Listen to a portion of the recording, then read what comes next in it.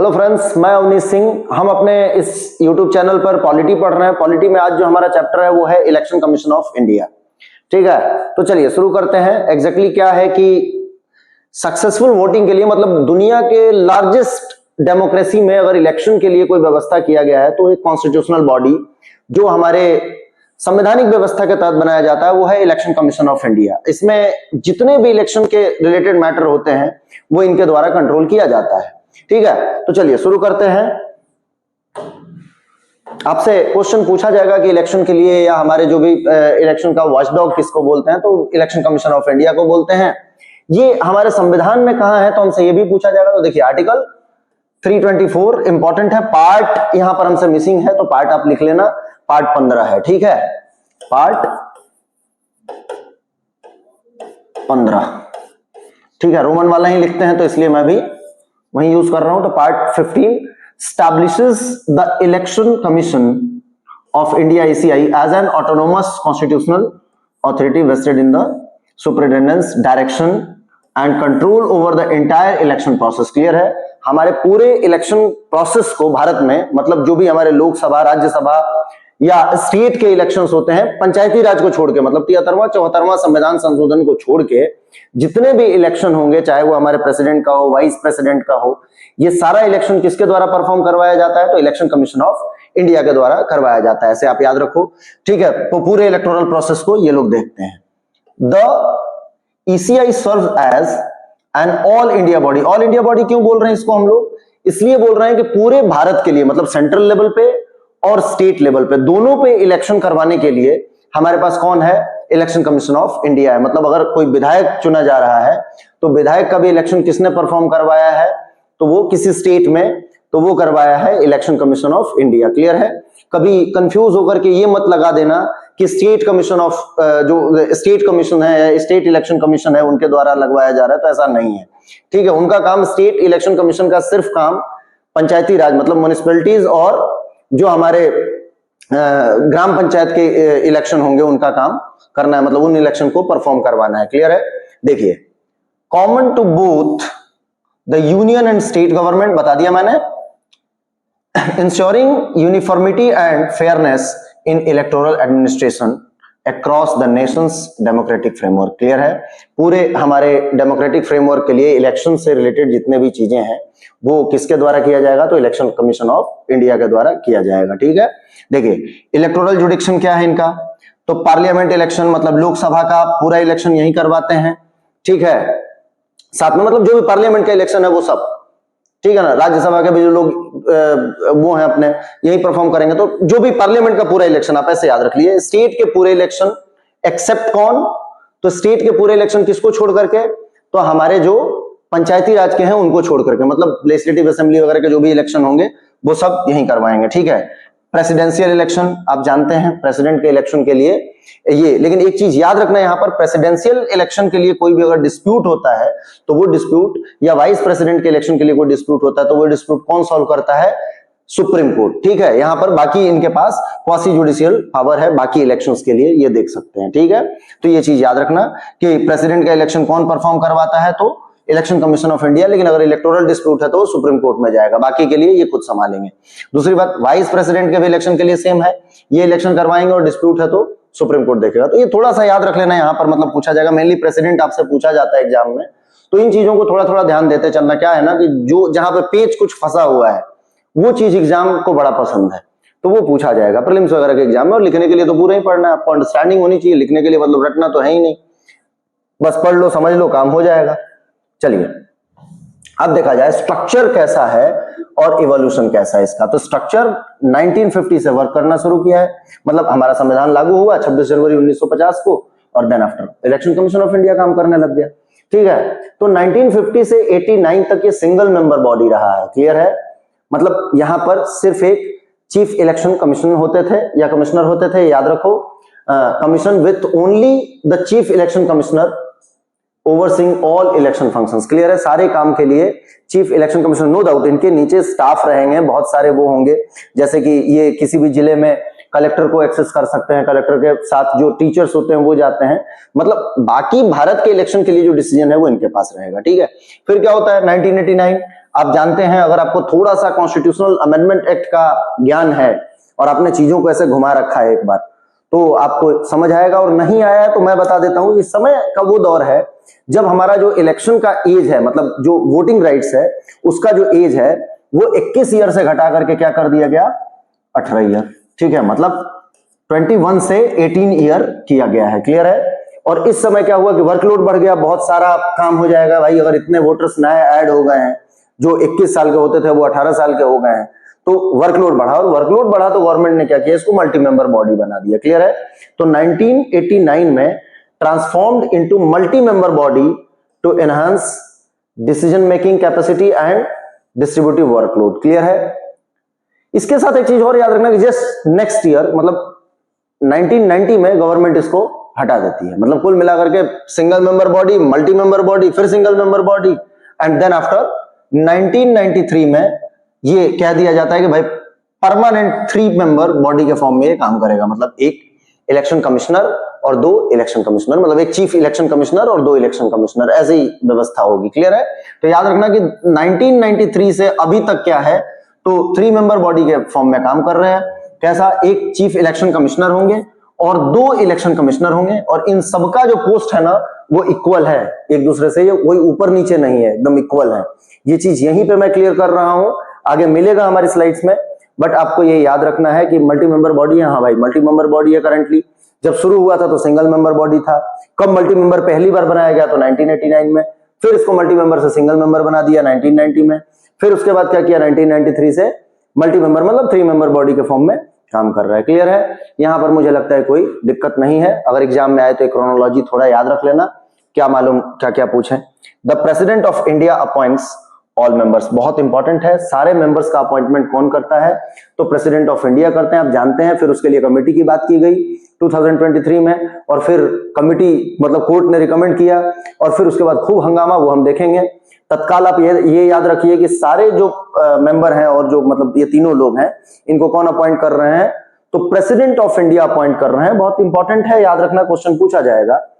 With the CEC serving as the chairman, the president may also appoint regional commissioners to assist the electoral administration at the regional level. कुल मिलाकर के क्या है कि जो regional level पे चीजों को कंट्रोल करने के लिए एडमिनिस्ट्रेशन वगैरह, उसके लिए क्या करेंगे ये, तो रीजनल कमिश्नर्स अपॉइंट कर सकते हैं प्रेसिडेंट चाहे तो, ठीक है। और ये सब किसके अंडर में काम करेंगे, तो इलेक्शन कमीशन ऑफ इंडिया के अंडर में काम करते हैं। थोड़ा याद रख लेना, काम बन जाएगा।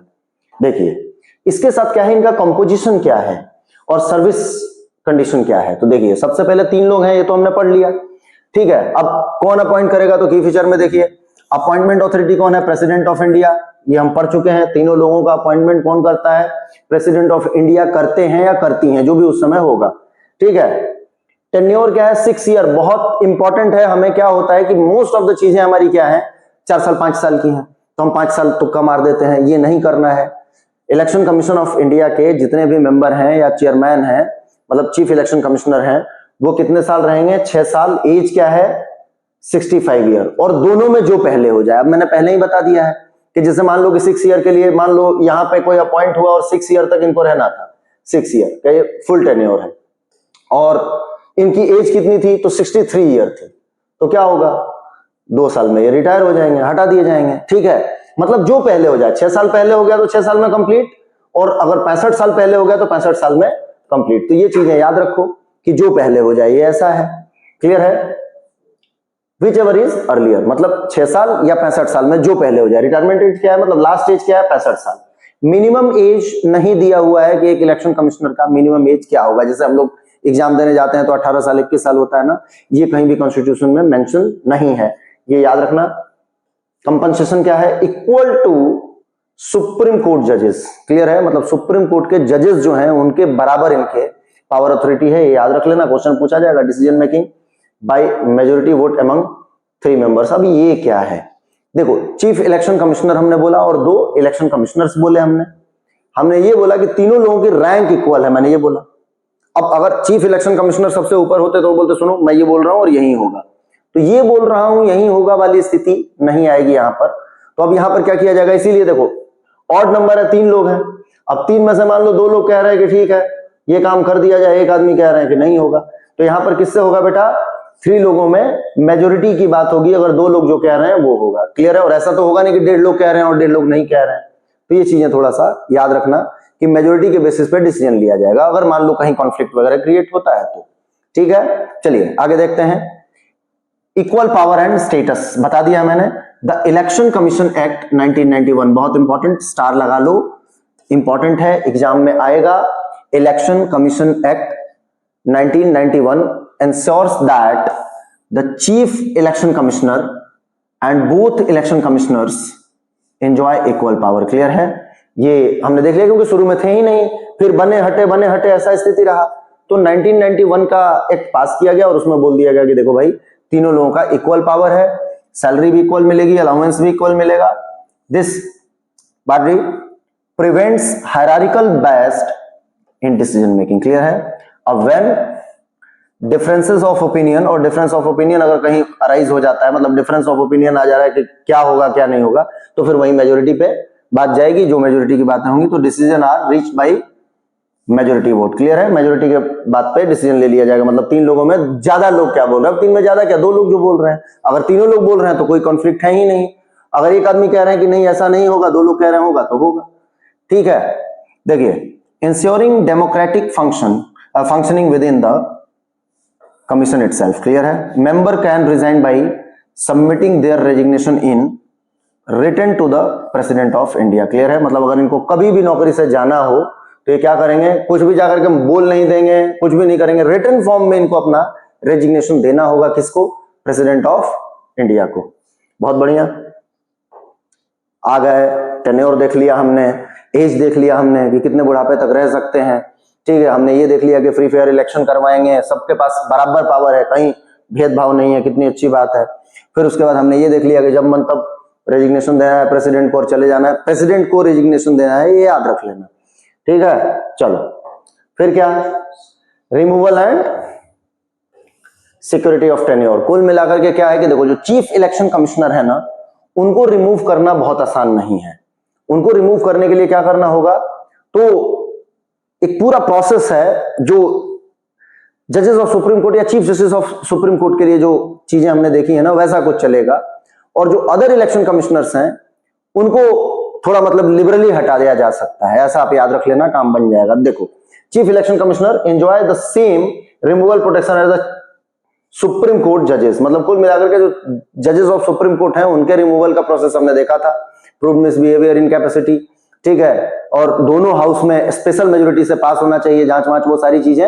अगर आपको नहीं पता है कि सुप्रीम कोर्ट के जज के रिमूवल का प्रोसेस क्या है, तो आप जाकर के हमारे प्रीवियस वीडियो को देख सकते हैं। अगर आपकी इच्छा नहीं है, शकल पसंद नहीं आ रही है कि वीडियो नहीं देखना है, या आपके मन में नहीं है कि नहीं देखना वीडियो, तो कोई दिक्कत नहीं, आप गूगल कर लीजिए। गूगल पे सारे इंफॉर्मेशन डले हुए हैं कि भाई चीफ जस्टिस को हटाने के लिए क्या क्या मतलब बेस है और किस तरीके से वो हाउस में पास होना चाहिए। यहां पर अगर हम पढ़ाएंगे तो फिर वो थोड़ा सा कंफ्यूजिंग हो जाएगा और दिक्कत हो जाएगा। फिर भी मोटे तौर पे बता दे रहा हूं, प्रूव मिसबिहेवियर और इनकैपेसिटी होना चाहिए, दोनों हाउस से स्पेशल मेजोरिटी से बिल पास होता है, देन आफ्टर उनको रिमूव किया जाता है। क्लियर है? देखिए, can only B removed by the president following a resolution pass by both house of the parliament with special majority. वहीं 2/3 और 50% का जो क्राइटेरिया है वो होगा दोनों।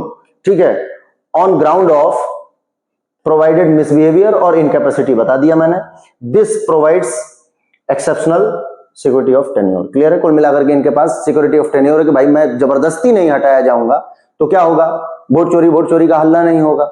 भाई फ्री एंड फेयर इलेक्शन करवा रहे हैं, ये अनबायस्ड होकर के इलेक्शन करवा रहे हैं, क्योंकि देखो सैलरी काट नहीं सकते, टर्म टेन्योर फिक्स है, तो क्या होगा, अनबायस्ड इलेक्शन होता रहेगा। तो इस तरीके की व्यवस्था इसलिए किया गया। ठीक है, इलेक्शन कमिश्नर मतलब जो 2 लोग हैं उनकी बात कर रहे हैं हम, can be removed by the president, but obvious है, but only on the recommendation of the chief election commissioner. Clear है? अब किसके रिकमेंडेशन से हटाए जा रहे हैं देख लेना, यहाँ पे इलेक्शन कमिश्नर के लिए, चीफ इलेक्शन कमिश्नर के लिए अलग है और इलेक्शन कमिश्नर के लिए अलग व्यवस्था है। ठीक है, तो इनके रिकमेंडेशन पे, किसके, चीफ इलेक्शन कमिश्नर के रिकमेंडेशन पे हटाया जाएगा, याद रखो।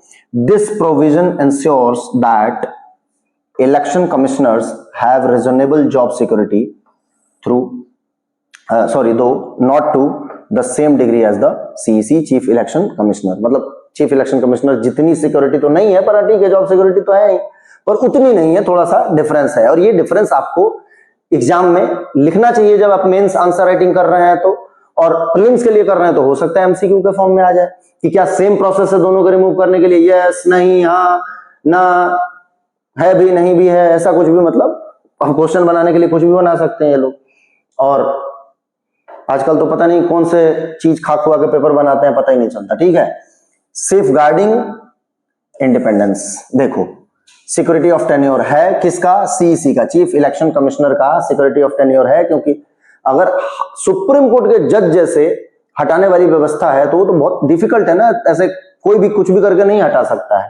ठीक है, enjoy constitutional protection against arbitrary removal similar to the supreme court जजेस, मतलब कोई भी अपनी स्वादानुसार इच्छा अनुसार नहीं हटा सकता इनको, ये बने रहेंगे 6 साल तक अगर आए हैं तो। ठीक है, protected service condition, term of service can not be varied to the disadvantage of member after appointment. ये क्या है, हम कई बार पढ़ चुके हैं, क्योंकि ये क्वासी जुडिशियल बॉडी जैसा भी काम करता है हमारा इलेक्शन कमीशन, तो इसके मेंबर्स को ये कह दिया गया कि एक बार आपको अगर अपॉइंट कर दिए तो हटाने का प्रोसेस आपने देख लिया, चेयरमैन के लिए क्या है, मतलब चीफ इलेक्शन कमिश्नर के लिए क्या है, और इलेक्शन कमिश्नर्स के लिए क्या है, ये भी आपने देख लिया।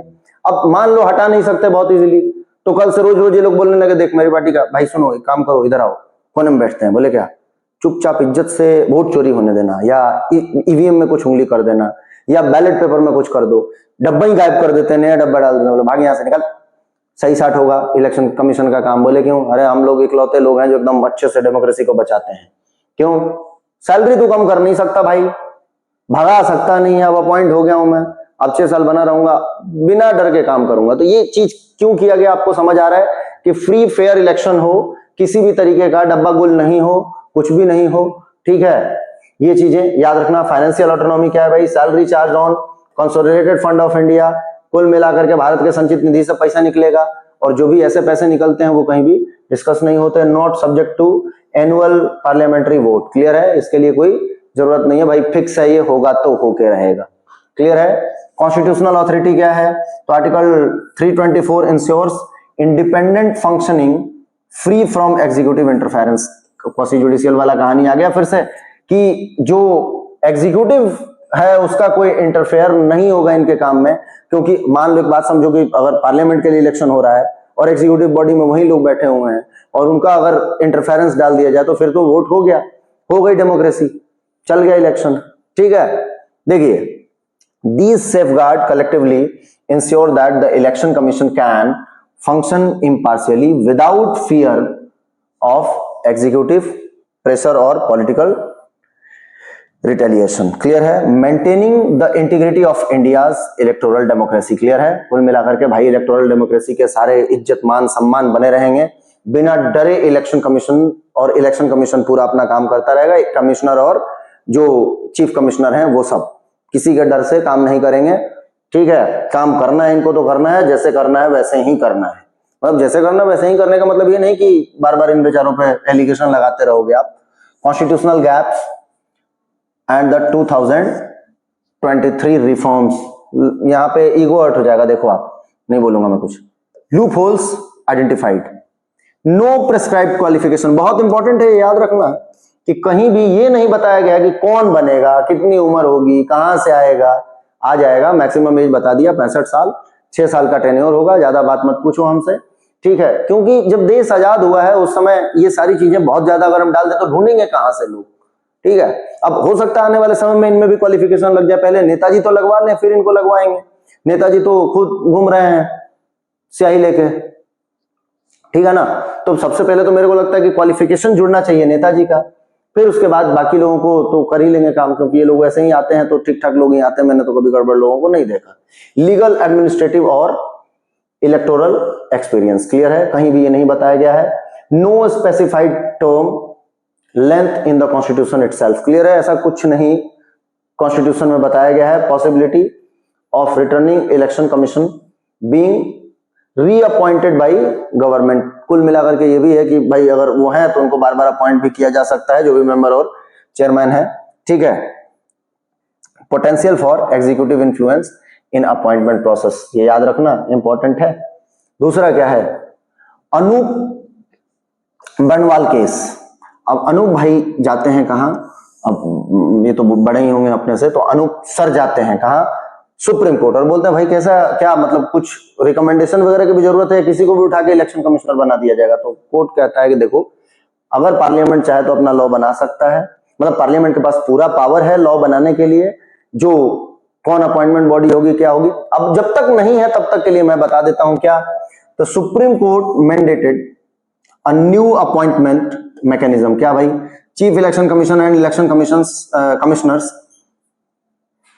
must be appointed based on the recommendation from a 3-member committee। कितना मेंबर कमेटी? 3-member committee. अब यहाँ पे लड़ाई झगड़े हैं बहुत सारे, देख लेना एग्जाम में, यहाँ पे अभी लफड़ा चल रहा है और 2-3 साल से चल रहा है। अभी भी जब आप लोकसभा राज्यसभा टीवी ओपन करोगे ना और बैठ के देखोगे ना, तो खूब इधर झमाझम चल रहा है, देखिए आप, ठीक है। Committee comprising the prime minister, मतलब स्वयं मोदी जी होंगे, ठीक है, या जो भी उस समय प्राइम मिनिस्टर होंगे वो, लीडर ऑफ अपोजिशन, मतलब अपने लीडर ऑफ अपोजिशन जो भी है, अभी जैसे राहुल गांधी होंगे तो वो हो जाएंगे। और अगर ऐसा कोई लीडर ऑफ अपोजिशन नहीं है तो ये देखा जाएगा कि रूलिंग पार्टी के अलावा सेकंड नंबर की सबसे ज्यादा लार्जेस्ट पार्टी कौन है, और उसके लीडर को उसमें रख लिया जाएगा, ठीक है। तो देखिए, और largest opposition party leader, clear है, मतलब लीडर ऑफ अपोजिशन अगर नहीं डिसाइडेड है तो ये किया जाएगा। And chief justice of India, CJI, याद रखो। अब क्या होता है कि जैसे ये चीज पार्लियामेंट में गया तो पता नहीं क्या हुआ, ईगो हर्ट हुआ, क्या हुआ मुझे नहीं पता चला, क्योंकि मैं वहां बैठा नहीं था, बैठा होता तो आपको जरूर बताता, पर कुछ तो हुआ, और ज्यादा बोलना भी नहीं चाहिए, तो हम इतना समझ लेते हैं कुछ तो हुआ। और हुआ क्या कि इनने अपॉइंटमेंट एक्ट पार्लियामेंट से पास कर लिया, और अपॉइंटमेंट में एक्ट कब पास होता है, तो इसी साल पास होता है, ठीक है। और जल्दी जल्दी पास करवा के 29 दिसंबर 2023, याद रखना डेट बोल रहा हूं, 29 दिसंबर 2023 को साइन कर देते हैं कौन, प्रेसिडेंट, ठीक है, हमारे प्रेसिडेंट ऑफ इंडिया कर देती हैं एग्जैक्टली।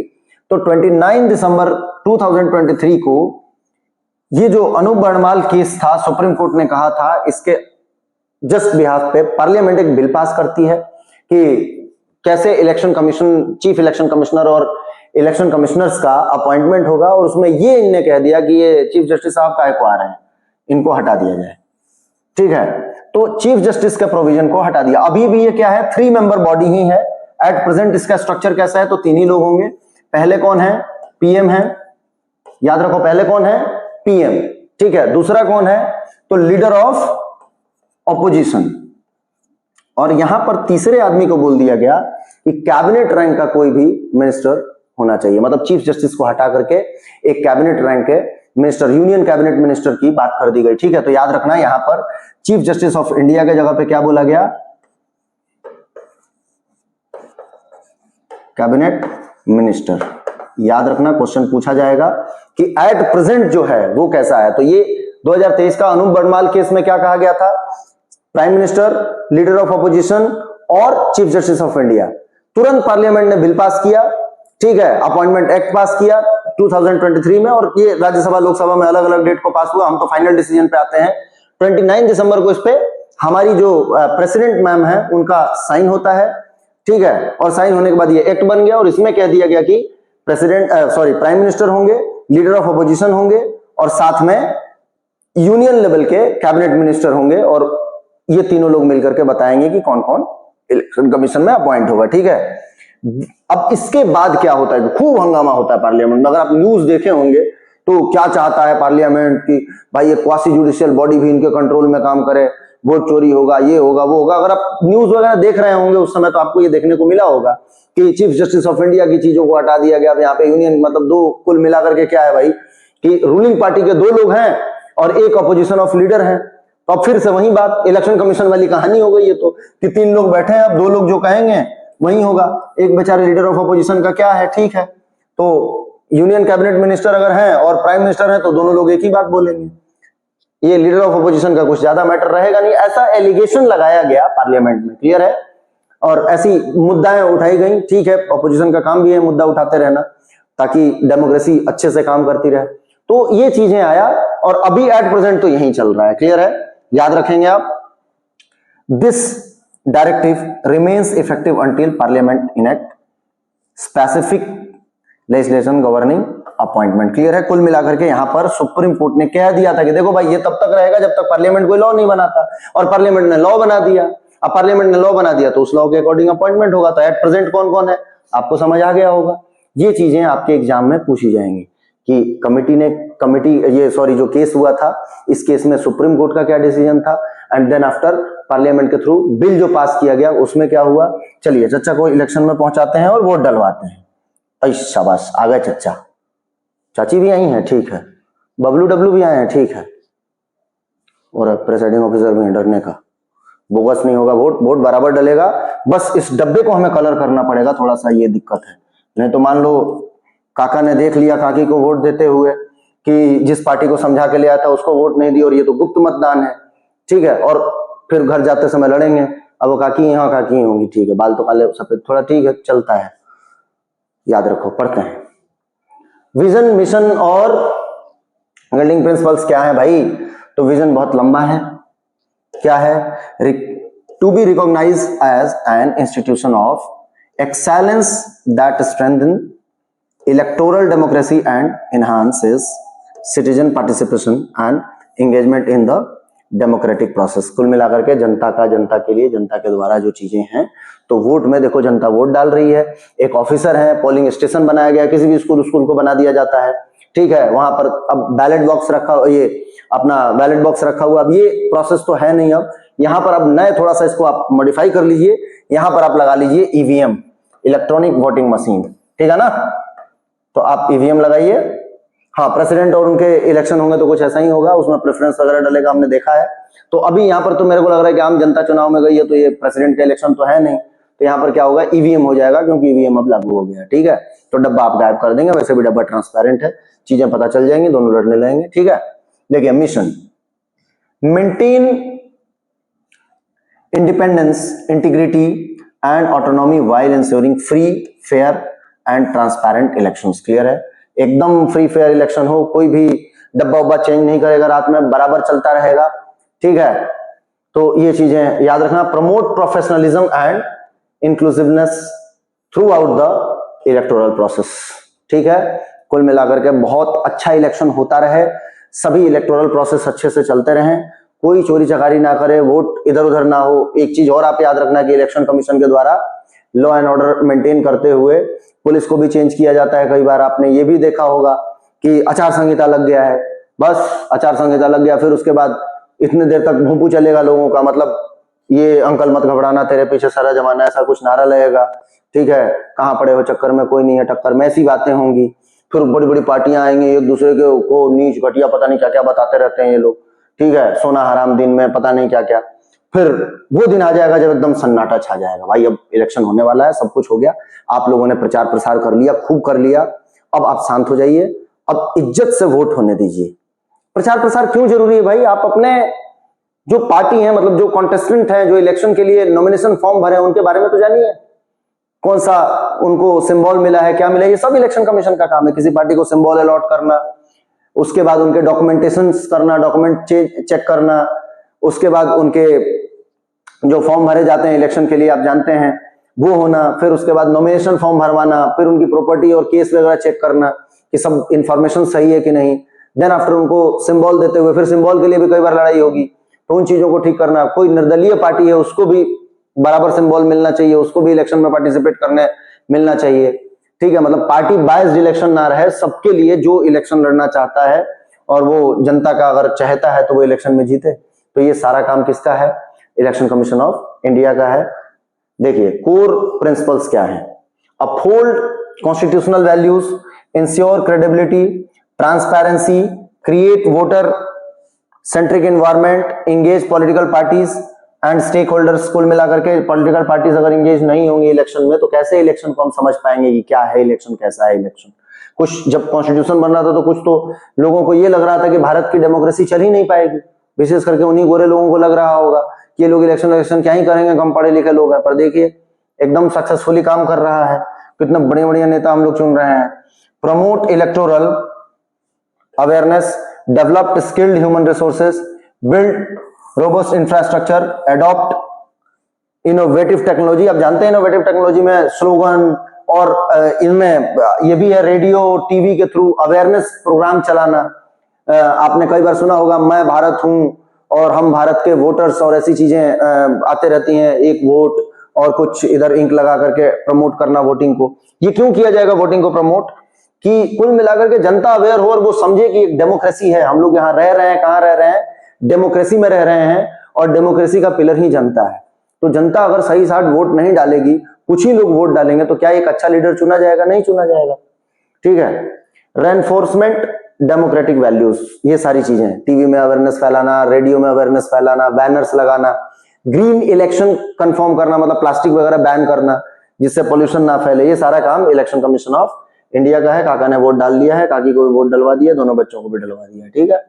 देखिए पावर एंड फंक्शन क्या है, तो एडमिनिस्ट्रेटिव, एडवाइजरी और क्वासी जुडिशियल, तीन तरह के पावर हैं। याद रखो, अगर आप मेंस की तैयारी कर रहे हो तो राम 2 3 1 2 3 ऐसे याद रख लो, आप काम हो जाएगा। देखो, determine constituencies, prepare electoral rolls, notify schedules, मतलब कब कब इलेक्शन होंगे, कैसा होगा, क्या इलेक्टोरल रोल होगा, क्या उसके नॉर्म्स हैं, ये सारी चीजें इनके द्वारा डिसाइड किया जाता है। रिकॉग्नाइज पार्टीज, रिकॉग्नाइज पार्टी मतलब क्या भाई, नेशनल पार्टी है, स्टेट पार्टी है या निर्दलीय नेताजी हैं, कैसा, ये आप देखते हो, ये पार्टी को इस बार नेशनल पार्टी का दर्जा मिल गया, उसके लिए कुछ वोट चाहिए, कुछ परसेंट ऑफ वोट आपको लाना पड़ेगा, कुछ सीटें लानी पड़ेंगी, वो क्वालिफिकेशन हम पढ़ेंगे। पर अभी तो हमारा इलेक्शन कमीशन मेन है, वो हम देख रहे हैं। देखिए, अलॉट सिंबल्स, कुल मिलाकर के सिंबल का अलॉटमेंट, किसी को कंघी मिला है, किसी को कुछ मिला है। जानवर अभी मिलते हैं क्या? ये आपका होमवर्क है, देखिए कि कब से जानवरों के और लिविंग थिंग्स के वो देने बंद किए गए सिंबल, या अभी भी दिए जा रहे हैं, ये आपका होमवर्क है। ठीक है। इसके बाद क्या करना, enforce model code of conduct. ठीक है। Appointment officers, cancel polls if necessary, जैसे मान लो कहीं चोरी चकारी हो गया, बूथ, पहले तो अब नहीं होता ऐसा, पर पहले बूथ लूटे जाते थे, खूब बोगस वोट डल गए, लोगों ने नाम बदल बदल के एक ही आदमी का वोट 4 लोग डाल गए, अभी भी शायद होता है ऐसा कहीं। ठीक है, अब मुझे नहीं पता। सुपरवाइज इलेक्शन मशीनरी, और अगर ऐसा होता है तो क्या करेगा इलेक्शन कमीशन, कैंसिल कर देगा उस बूथ को, बोलेगा भैया सुनो फिर से इलेक्शन करो, और फिर उठा उठा करके बढ़िया पुलिस और वो भेजा जाएगा, फिर माठ साहब बैठेंगे ट्रैक्टर में, कभी ट्राले में, कहीं भी बिठा दिया जाता है, फिर वो जाते हैं बेचारे इलेक्शन करवाने, बक्सा उक्सा लेके जाते थे पहले, अब तो ईवीएम लेके जाना पड़ता है, पुलिस भी साथ में रहेगी। ठीक है। को कौन अपॉइंट किया, तो प्रेसिडेंट किए हैं, तो अगर मान लो इनको डिस्क्वालीफाई करना है कुछ है, तो प्रेसिडेंट इनसे सलाह लेंगे, किससे, इलेक्शन कमीशन ऑफ इंडिया से। अगर किसी एमएलए को हटाना है तो गवर्नर सलाह लेंगे। क्लियर है। Provide guidance on constitution of election during presidents rule. अब कुल मिलाकर के क्या है, कंटिन्यूएशन ऑफ इलेक्शंस की बात हम कर रहे हैं। जब प्रेसिडेंट रूल लगा हुआ है किसी राज्य में, तो इलेक्शन कमीशन से पूछा जाएगा क्या स्थितियां सामान्य हुई और क्या अभी ऐसी स्थिति है कि वहां पे इलेक्शन करवा दिया जाए, और इलेक्शन करवा दिया जाए, अगर इलेक्शन कमीशन ग्रीन झंडी दिखा दिया तो फिर इलेक्शन हो जाएगा, प्रेसिडेंट रूल हटा दिया जाएगा, लॉ एंड ऑर्डर फिर से मेंटेन हो जाएगा। क्वासी जुडिशियल क्या है भाई, settle dispute regarding party recognition and allocation of election symbols, ensuring fair resolution of electoral conflicts. ठीक है। इलेक्शन से रिलेटेड अगर कोई भी कॉन्फ्लिक्ट्स है तो उसको कौन रिजोल्व करता है, तो इलेक्शन कमीशन करता है, ये आप याद रखना। बस प्रेसिडेंट और इनके अगर कुछ है तो वो सुप्रीम कोर्ट में जाएगा, बाकी सारा यही करते हैं। तो क्वासी जुडिशियल इनके पास पावर है।